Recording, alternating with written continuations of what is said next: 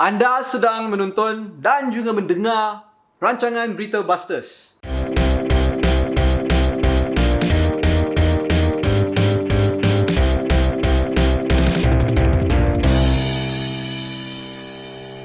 Saya Zan Azli. Dan saya Cheryl A. Bustaman. Berita Busters adalah sebuah rancangan berita dan hal ehwal semasa yang berkaitan dengan isu-isu COVID-19 dan coronavirus di Malaysia, di Asia Tenggara dan juga mungkin di seluruh dunia. Minggu ini adalah episod di mana kita lihat isu penjajahan ataupun diplomasi COVID-19.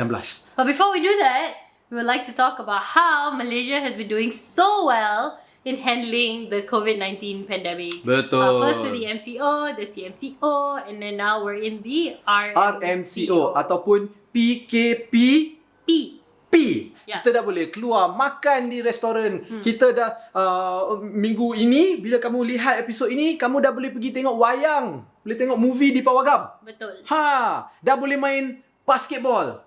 Tu Dah yang boleh paling main penting sebenarnya. bola. Saya suka basketball. Saya adalah penyokong Raptors. Anyway. Sekarang tak tahu dah. Anyway. Last season lah. Now kita we find the bandwagon to join lah. So at the start of the RMCO, a lot of people, Rakyat Malaysia, were saying and criticizing the fact that we were now allowed to go out and there's no more social distancing in restaurants. There's no more limit to how many people can sit at a table and so on. And they were saying, no, this is going to cause a spike in infection. Now everybody's going to go out and we're all going to get sick again. But Malaysia has been berjaya. reported to have the lowest infection rate in ASEAN. Yeah, and lowest mortality rate And the juga. lowest mortality. Maknanya tak ramai orang sekarang dah tak ramai orang yang akan dijangkiti COVID-19 dan kematian pun kalau dibandingkan dengan negara-negara lain, Malaysia boleh tahan. And it's Thank already been 3-4 days that our new infections have been in the single digits. Single digit. Macam tu. And then most of them are import cases, not local cases. So macam satu je rakyat Malaysia dapat COVID-19 sekarang. Betul. Dan kalau kita lihat Ketua Pengarah Kesihatan kita, Dr. Nur Hisham Abdullah pun telah menyatakan bahawa sekarang Kementerian Kesihatan sedang buat kajian untuk melihat apa efek-efek COVID-19 kepada orang yang telah pulih daripada COVID-19. Ada tak efek-efek kesihatan? But after you get COVID-19 and you recover from it, there are certain repercussions or Kemungkinan. effects to your health, Kemungkinan. So what are some of those possibilities? Dia dilaporkan bahawa mungkin orang yang pernah dijangkiti COVID-19 mungkin lebih cenderung untuk mendapat kencing manis dan mungkin juga paru-paru mereka semakin lemah.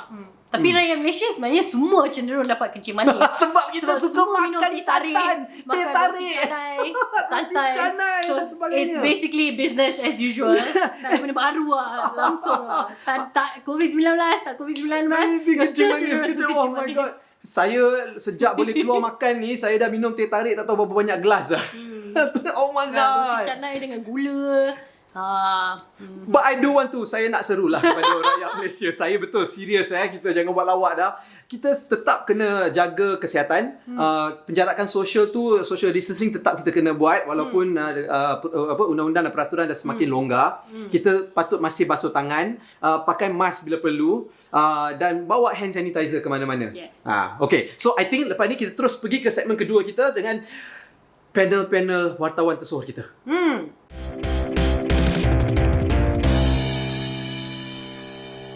Okey, hari ini kita bersama dengan 3 orang wartawan tersohor kita. And ada Seperti wartawan biasa. tersohor baru. Ya, kita ada wartawan tersohor terbaru. Kita ada Ian Johan Arif daripada Tak baru Esrawani. dah tu, Dia tak baru. Kita ada Wen Jun, Su Wen Jun daripada Malaymail. Dia langsung tak baru juga untuk Berita Busters. Tapi kita ada Aminah Farid daripada The Malaysian Inside. Yay! What's up, Welcome. Aminah? Okay, hari ini topik yang kita nak bincangkan adalah tentang penjajahan COVID-19. Penjajahan ataupun diplomasi. COVID-19. Ataupun diplomasi COVID-19. Sekarang ni kita tengok negara China merupakan negara yang rata-rata kita semua berpendapat mungkin berdasarkan fakta juga yang mungkin coronavirus ini berasal daripada negara China. Dan pada awalnya negara China teruk dia punya rate of infection. Yes. Agak teruk. Tapi lama-kelamaan dia orang dapat nak kawal dia orang punya infection rate dan sekarang ni dah merebak sedunia. dan merebak satu dunia. Dan But we're also in a recovery. The world is also sort of recovering from the coronavirus. Slowly, but kind of surely. Dan negara China sekarang sebab diorang berjaya mengawal coronavirus lebih awal Dari daripada permulaan, negara-negara yes. lain daripada permulaannya. Sekarang ada berita yang menyatakan bahawa kerajaan China telah pun makin hampir untuk temui satu vaksin untuk membantu dunia lah. Kan, nak membantu untuk melawan COVID-19 ini. Dan kalau kita tengok mereka sekarang sedang bekerjasama dengan ASEAN, negara-negara di Asia Tenggara untuk berkongsi maklumat untuk further develop the vaccine lah. So Ian, how do you feel about this vaccine? China is the new hero, world hero. I don't know. Daripada a few episodes ago, kita membangkitkan teori konspirasi bahawa mungkin ini virus ni dibangunkan di Wuhan sendiri, dan ada yang menyatakan bahawa ia bukan, kerana ada satu lab di Australia yang menyatakan bahawa ini memang natural punya virus, bukan dibuat. Tetapi apa yang kita lihat sekarang, sejak daripada coronavirus tu, walaupun China menutup segala ekonominya, menutup segala border dan sebagainya, tetapi kita dapat lihat ekonomi dia tak totally shut down, kerana sebelum mereka datang membuat diplomasi tu, kita dapat lihat bahawa kita orang kata apa, membeli banyak barangan online daripada China ya. Saya rasa Shopee, Lazada tu semua datang daripada China, sampai ke mop, mangkuk, pinggan mangkuk, semuanya datang daripada China. Sama. Sebelah. Jadi saya dengan Isra daripada Awani Raja TV, kita tengok memang dia orang ni mungkin ada something, kalau nak kata coincidence is we don't know kan, tapi we cannot also have, kita tak ada proof juga yang menyatakan bahawa mereka yang melakukannya. Tetapi lama kelamaan kita dapat melihat bahawa makin orang kata susah gila nak buat vaksin ni, tiba-tiba vaksin ni akan hujung tahun ni ada, dan kita orang akan share dengan korang semua. Yeah, so Amina, it's interesting that China wants to work with ASEAN specifically to sort of develop or sort of improve this vaccine and sort of disseminate it later on. What do you think the strategy is there? I think it's also a good way to kind of like assimilate with the Asian community, because I guess we're just a lot closer in a sense. Betul. And like at the end of the day, everybody wants a vaccine. Regardless from whichever country, a vaccine is it's an emergency. We need a vaccine. Tapi bila kita dah jadi desperate sebegitu sampai sangat kita memang mencari satu vaksin untuk menyelamatkan dunia ni. Kita pun tak boleh nak naif sangat nak fikirkan ada negara yang cuba nak membantu sebab Presiden China memang dah kata kalau dia jumpa vaksin, mereka akan beri satu dunia access to the whole world. Wenjun, apa pendapat kamu bila kita fikirkan mungkin betul kita nak develop vaksin dan kita nak selamatkan dunia, and it's about health and it's the bigger picture, tapi is it too naive kalau kita nak fikirkan tak ada langsung political influence? There's a lot of transparency issue as well. Because all this while, I think we can agree that China is not exactly transparent with everything that they're doing. Very little things, even with their own country, with their people, how they keep them suppressed from information. So why all of a sudden, they're generous, okay. I would like to probably bring us back to Malaysia. Maybe for us, we won't be needing the vaccine so much as compared to the other countries. Also strange that they are focusing on ASEAN and not on the other countries that actually need this vaccine. And also, I think they're kind of, if I'm not mistaken, they're a little bit stuck at the moment now with the third phase testing. Which country would allow them to actually go in? I mean, a lot of the EU countries and US, of course. So there's that roadblock, So maybe we not get our hopes too high just yet. It's interesting that you're saying this, Wenjun, because in the last episodes when we discussed China and we were talking about how everybody was saying that it could potentially have come from Wuhan and come from China, and that the world was blaming China for the spread of COVID-19, You were the one that actually came up and said, but it doesn't matter where it came from. The point is we need to find a cure. And now China's like, okay, Wen Jun, we found a cure. And you're like, no, wait, I have questions. No, but that is the instinct of a true journalist. Yeah. Itu adalah memang insting seorang wartawan yang betul, yang Yeah. benar. Oh. Because I think things are developing as well. Betul. It's very different, the tone, from when we were talking about how they're looking for a vaccine, and then from now. And there's also this whole investigation that it's supposed to happen through China, and they are just deflecting. So there's so many, but of course, somehow we're kind of hoping that there's check and balance, like another country perhaps, takkan dalam dunia ni only China can find something. Betul.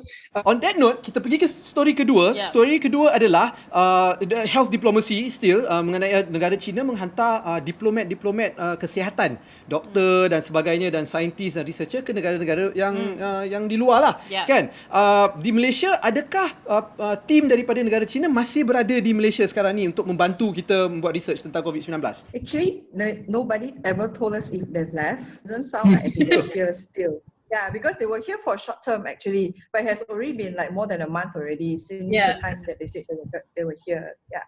So let's discuss some of the things that they did while they were here. Was it just advising, or did they also like tour our hospitals and see our patients, or does anybody know? I think they did observe how things were done here. I think I remember saying that they could be here like to get info from us, and then it was like more like a note exchanging session. Yeah, but I think our health ministry also made it really clear that they were not here to help us treat the patients here. They were just here to observe. And I think the clear note was that they were exchanging information. Yeah. Tapi ada negara-negara yang sebenarnya mereka reject Yeah. bantuan daripada China dan sebagainya. Negara-negara seperti di Perancis, di Canada dan sebagainya. Amina, apa pendapat kamu? I think it's because obviously, I mean, I saw this quote, something about like when there is a crisis, that's where your opportunity is. And right now it's a health crisis. So, and I think these European countries are a bit like you said, like they're not as naive, or they're not naive at all. So they're just very wary. They're like, okay, so we all know China is always up to something. Are we going to allow them to come into our countries and pretend like it's kind of like macam, are they just being like, two-faced, coming in, pretending to help, but getting other things sorted in their countries? The health diplomacy, I think, stretches. It's quite varying degrees. Like we're talking, some forms of their health diplomacy was to send PPE items. Like for example, they sent the PPE items to England, and it turns out the items were defective. And then like in Malaysia, they come, and then it's supposed to be a note-taking session, but nobody is Kita tak tahu sure what langsung they apa, actually did betul. or didn't do. So Ian, in the very loose term of health diplomacy, kan, how do you think China is sort of playing on this? One problem yang this diplomat datang is no media is actually covering it. Diorang masuk. So I don't see, kalau Awani tak dapat, at least RTM or Bernama, but I don't think we have any visuals of them here coming in, pergi melawat. Yeah, if you Google the Malaysia and China health diplomacy, one of the articles that come up is actually on a Chinese news website. This is Xinhua. Yes, and it says, the Malaysians are very receptive and very welcoming of the health diplomacy, and they are very open to accepting the advice from the diplomats. And it talks about how the Chinese diplomats are here to sort of help us, aid us with the COVID-19 situation. And he quotes our favorite person, Menteri Kanan Ismail Sabri, saying that he's very appreciative of China for Betul. coming. And it looks very legit because there is a picture. We move to the third story. Cerita yang ketiga adalah tentang, ini adalah satu yang pada saya agak suspicious jugalah. This whole episode memang suspicious. Yeah, I think this third story kind of ties back to the first one, where we talk about how China is willing to work together with ASEAN to create the vaccine, or to improve the vaccine and disseminate the vaccine. But at the same time, the fight against China or China's claims on the South China Sea within ASEAN and with ASEAN countries has not actually stopped during COVID-19. Betul. Kita Yeah. tahu tentang the 9 dash line yang di Laut Cina Selatan, di mana sudah berdekade lamanya, 20 tahun, antara negara-negara di Asia Tenggara seperti Malaysia, Filipina, Vietnam, dan Malaysia juga kan. Kita tengah ada dalam satu macam konflik dengan negara China, sebab diorang dah semakin masuk di Laut Cina Selatan dan mengambil masuk ke perairan negara-negara Asia Tenggara. Dia yang claiming untuk jadi diorang punya negara. Contohnya Kepulauan Spratly. Kan kita ada satu pulau kecil, Kepulauan Spratly sebenarnya di bawah negara Filipin. Dan dia utara sikit, atas sikit je daripada Sabah. China dah claim pulau-pulau tu dia orang punya. Filipin marah, Malaysia marah, Brunei marah, kan? So selama ni kita orang pergi ke international court di The Hague dan sebagainya, kan? Tapi sekarang sejak COVID-19 macam kurang sikit kita lawan China. It's like benda ni tak berlaku apabila COVID-19 ni. Tetapi di ASEAN Conference hari ni kita ada menyatakan pendirian dari Perdana Menteri bahawa yes, we are still cakap itu bukan kita masih lagi dengan pendirian sama. Perairan Laut Cina Selatan harus jadi bebas untuk perdagangan dan sebagainya dan tidak boleh dimiliki oleh sesiapa pun.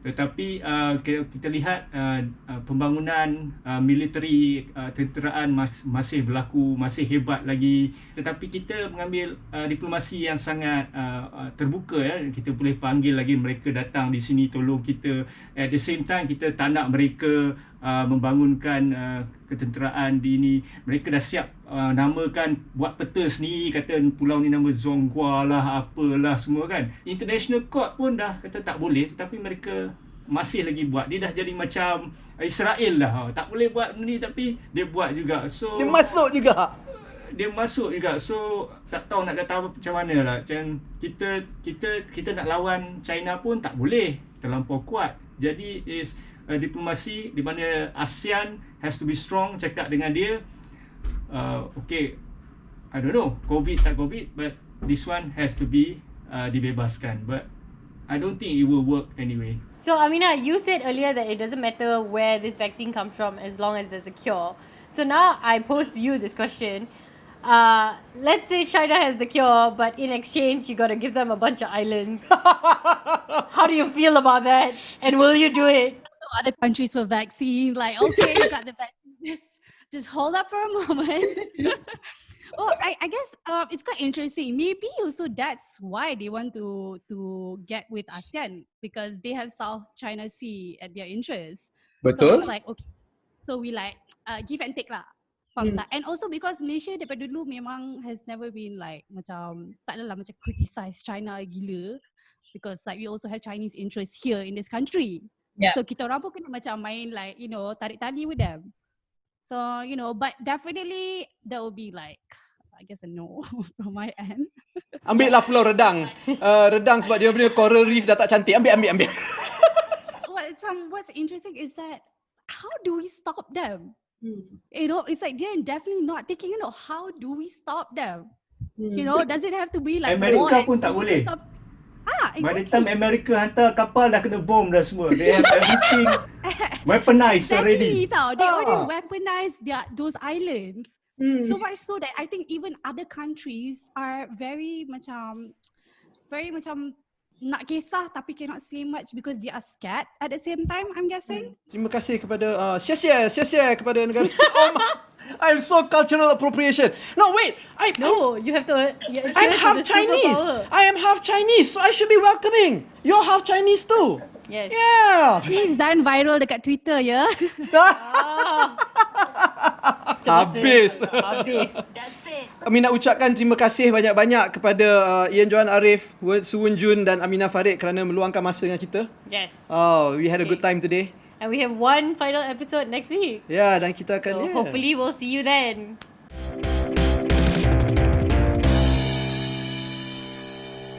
Terima kasih kepada Ian Johan Arif, Selalu kat Ian je. Su Wen Jun dan juga Aminah. Oh, wartawan terbaru kita, Aminah Farid. We're gonna go into my favorite segment, benar atau palsu. Tapi sebenarnya we're not really going to talk anything about berita whether palsu. Berita tu benar atau palsu. Tapi kita nak bagi advice seru lah. rakyat Malaysia untuk jangan tengok berita walaupun benar ataupun palsu. Kadang-kadang bila kita dalam keadaan yang sangat mengelirukan dan panik kan, seperti pandemik yang kita tengah lalui ini, COVID-19, coronavirus, semua orang takut, semua orang berdebar-debar, semua orang anxious kan. Lagi kita tengok social media, lagi kita baca berita, kadang-kadang buat kita lagi panik. Yeah, we've talked about how fake news tends to play on your emotions, and because during this COVID-19 pandemic, everybody is already feeling a lot of fear. That brings about a lot of spreading of fake news because of concern. Betul. But also, you have to think about the fact that this COVID-19 pandemic, because of the fear, has brought about an infodemic. So there's been an influx of information, and you can get information everywhere. On every type of media, Betul. social media, dari Facebook, dari WhatsApp, Telegram, ada beberapa banyak channel you nak ikut. So untuk constantly update yourself or constantly ikuti semua berita-berita ni kita pun di jadi, social media, daripada tak ada uban jadi banyak uban. you akan rasa sangat tertekan lah.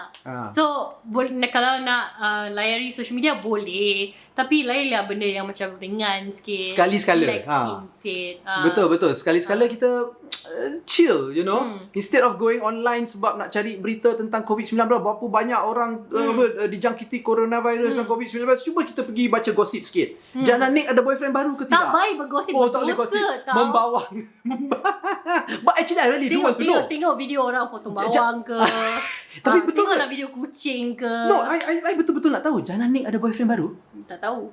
So, itu saja daripada kami untuk minggu ini. Anda telah pun menonton dan mendengar berita Busters.